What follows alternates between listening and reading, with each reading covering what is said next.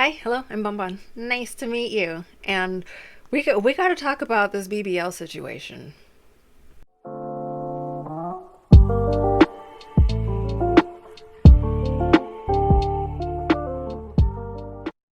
Now, I know BBLs are the new thing right now. They are the it girl.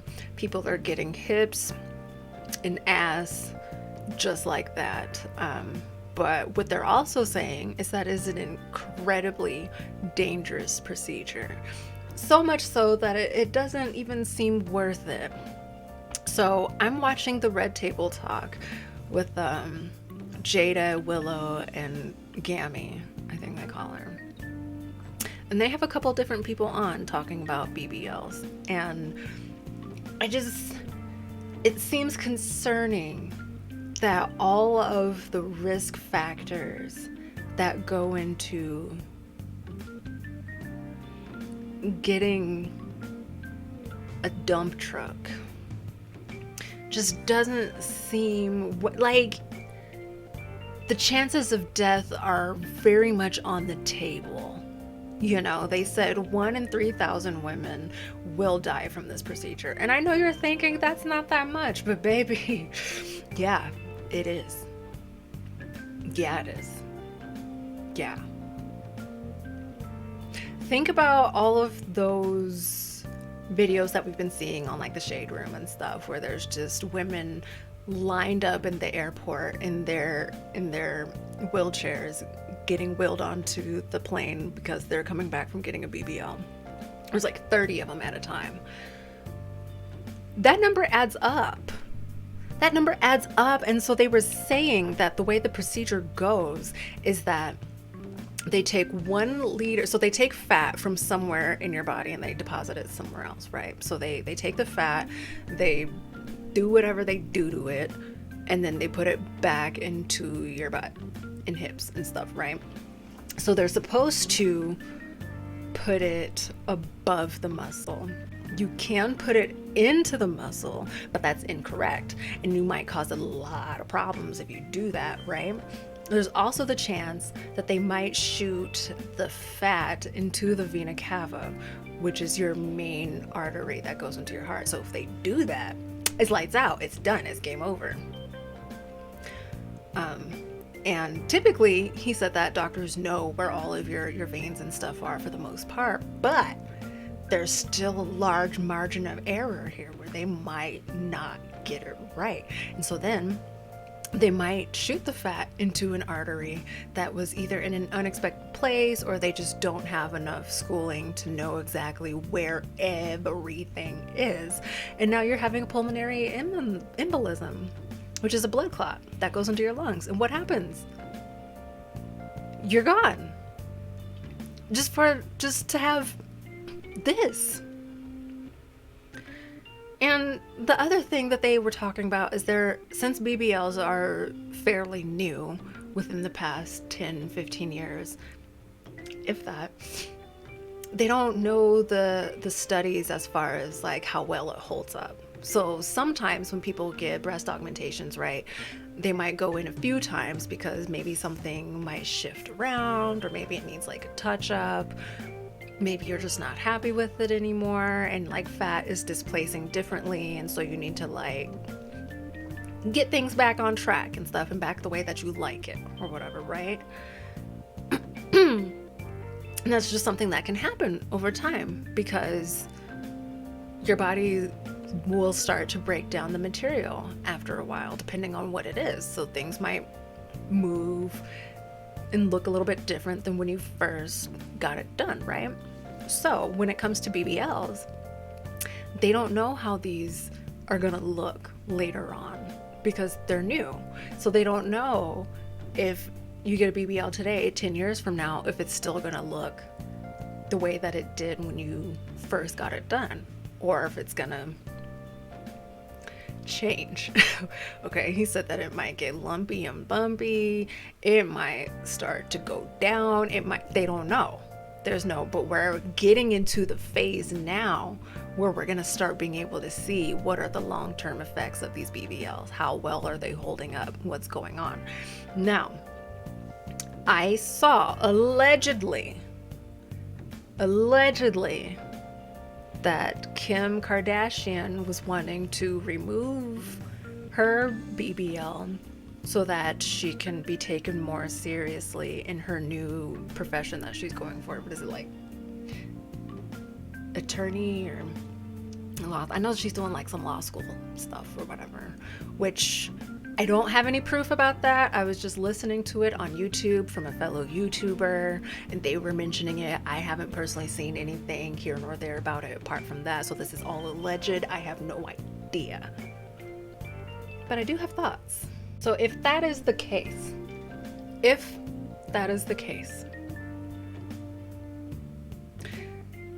then what we're saying is she essentially put on a costume emulating that of a black woman's natural figure to get the image and popularity that she has today. But now that it's no longer quite serving because she's going in a different area with her career, she's just gonna take it off. And then, well, what does that mean to say about, black women that have natural carriages behind them? Are they not being taken seriously then? How many black women that are in the law field that have big booties are not being taken seriously then because of the way that they're built? Now, if she wants to remove that part of her for whatever reason, that's fine. Go for it. I commend you. Because some of the pictures that we've seen over the years are, So she says she's ready and she's done to throw that part away, then, kudos and good riddance. Get rid of it. Because it doesn't fit. It looks oddly placed. So I do not fault her for wanting to take that out. And we don't know if it might be causing any kind of health issues or not, because we know for K. Michelle, she started having problems with her butt injections, which I'm not sure if she went to a reputable place in the beginning, so that might have something to do with it. But I know that she was also going through certain procedures to try to get it taken out because it was negatively affecting her health. So that might be something that we start to see as a trend as time goes on, when people keep getting these done, especially if you are flying across seas because it's cheaper, but you're getting what you paid for. Now, these people, when you're flying across seas, you're not doing the research on their medical qualifications. Are they qualified to practice plastic surgery in a hospital setting? Are they still in good standing with the medical board? What is their medical background? Do they have any malpractice suits and stuff? You're not looking at any of that. You're looking at, getting a BBL done in America is about $10,000 or more, but if I go over here, I can do it for a cool $3,000. Okay, well, do they have the qualifications to be able to complete this procedure safely so that you don't pass away from it? These are very important questions. So now you have to ask yourself, is it worth getting on the plane, paying $3,000 to get this procedure done, and possibly passing away, as opposed to just going to a clinic where I'm at, paying the money after having done the research to make sure that this person is qualified to do everything that he's supposed to be doing or she's supposed to be doing. Okay. And then still be able to be here for checkups, because when you get these procedures done, I know when you get a breast augmentation anyway, that you're supposed to go and get like checkups, right? So like the week after the appointment, and then maybe 2 weeks or something like that. Like you have to keep going back so that they can check on the progress of the healing and make sure that everything's okay. So if you're flying over to the Dominican Republic to get it done and then you're coming back, you're not getting that checkup procedure. There's just, you guys,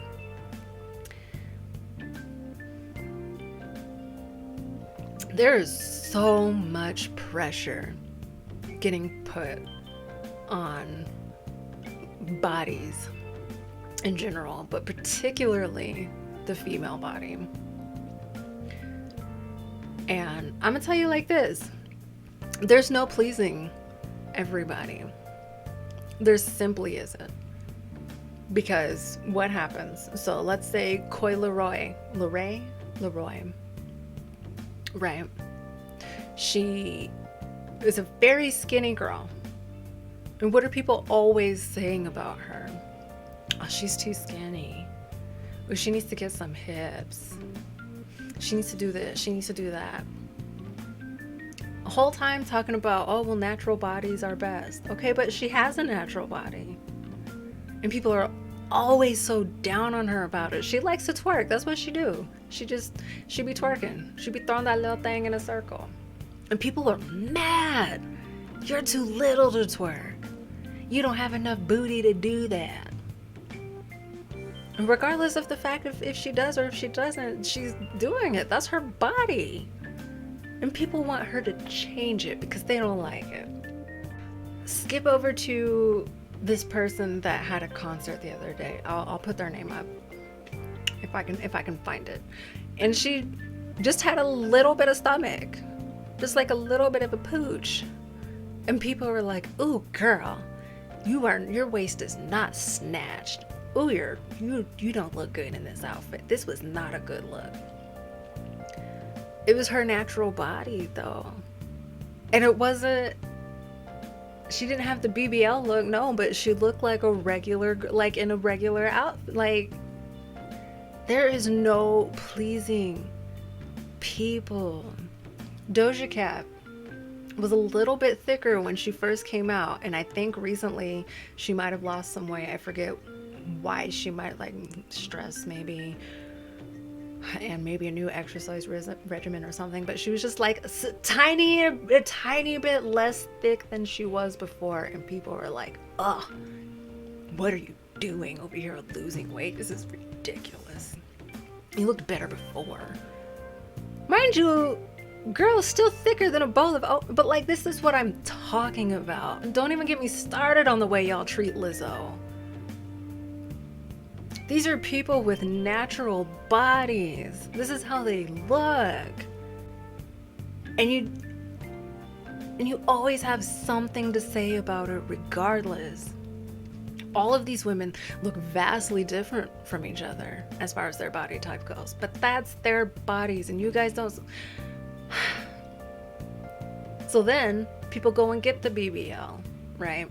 Because they're so self-conscious because the wave, everybody's just been nagging on them and picking on them. They go get these BBLs, and what happens? Sometimes it comes out looking absolutely ridiculous, and it's just like, what is this diaper booty? It's sagging. It's not sitting right because they got just all this ass back here suddenly, and it's not matching their butt. And they got these tiny little thighs because it's not, you know what I like. There's no pleasing everybody. But worst of all is people are going to get this done and then dying about it. And then what? And then these people that have so much to say aren't gonna care. They're not gonna care. Say you go get this procedure done and something goes wrong. All these people that had so much to say what are they gonna say? She shouldn't have did it. She should have just left her natural body, right? That's what they're gonna say. That's what they're gonna say. Because people always have something to say about everybody, no matter what. Across the board, there's no pleasing anybody. So what do? You do you.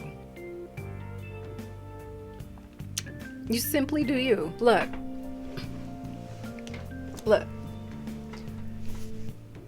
itty bitty titty committee. I'm not working with, I'm like, I might have made B cup. I might have made B cup. And I'm real proud of that. I'm real proud of that. And people might come at me, people, oh, I thought you were a boy. Oh, you're so flat chested. Oh, you're still this. Oh, you're so that. All right, well, it's my body though. I had considered wanting to get breast augmentation just because I wanted to be like a little bit like, if I could make a C cup, that's what I would, but I'm not wanting to save up the money to go get the procedure done when I could use that money for something else instead. And that's just me. If money was no object, would I do it? I'm not sure. A couple years ago, yes, I would have said yes. Now, I don't know. It just doesn't hit me the way that it used to before. Because I'm okay. I'm okay. Do I wish I had a little bit more hips? Look, I don't know if you can see it. No, you can't see it. But I got a booty. I do. And I've always had one. But I don't really have like hips. So I'm kind of like straight in the front. But if I turn to the side, I got cake. But I don't really got the hips. So I don't have that BBL look either. I'm a petite person. But I also do not have the body type that all these people on the internet insist everybody needs to have.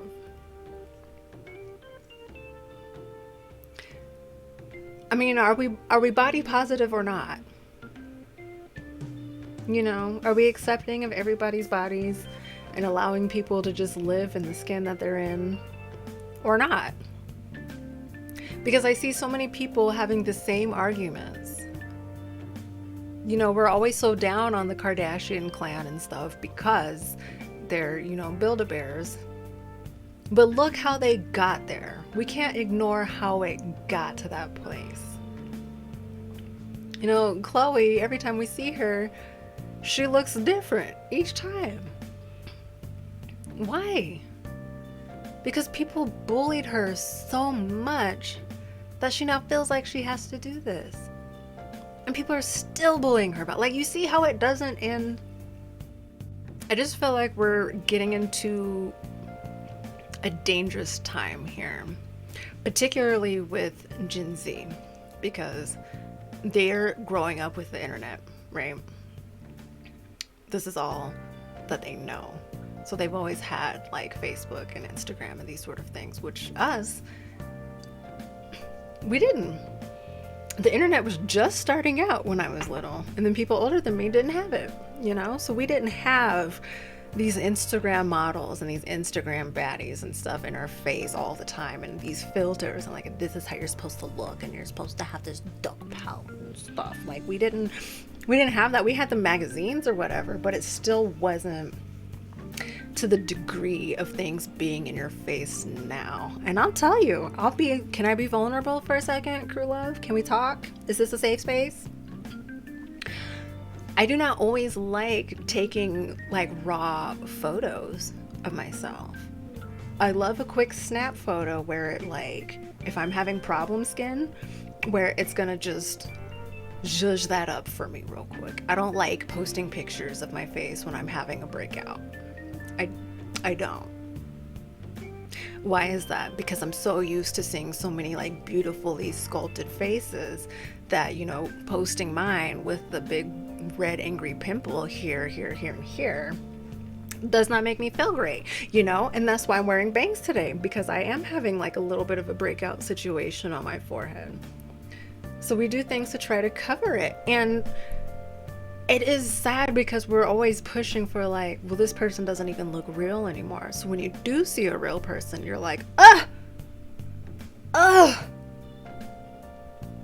we need to fix that, because we are reaching a point where people I think the doctor said that people are having Zoom meetings and stuff now, right? So you have to look at yourself on the computer screen.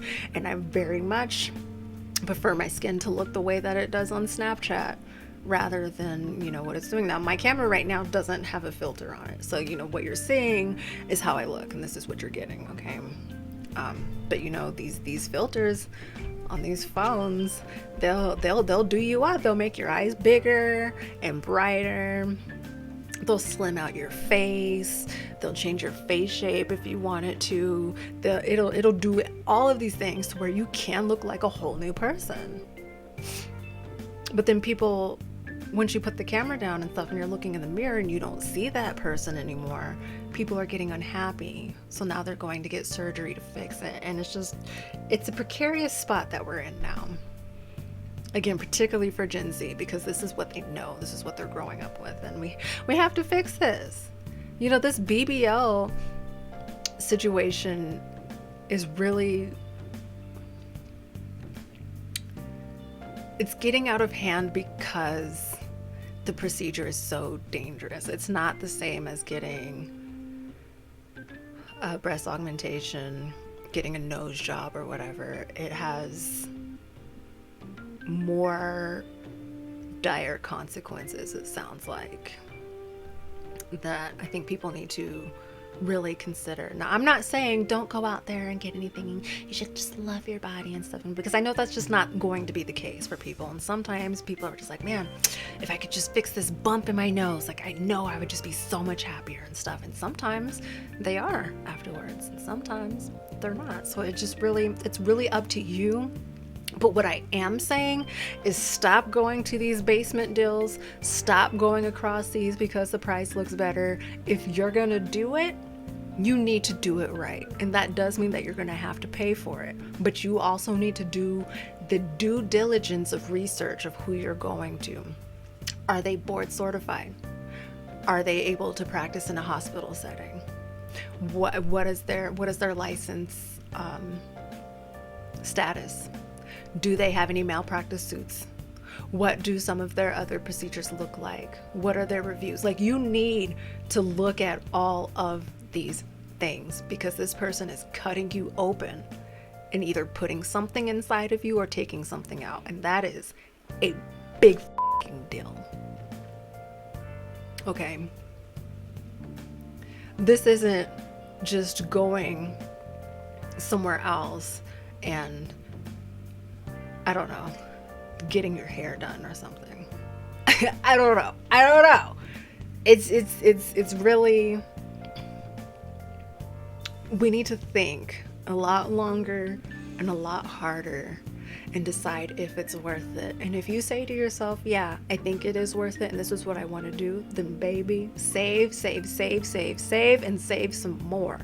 And do the research that y'all are always talking about. I'm doing my research. You really need to do your research here.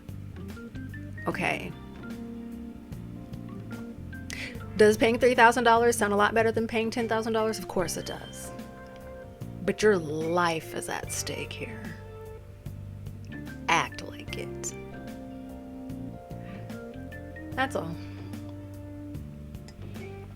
I just needed to get that out real quick because it's just coming up so much more, and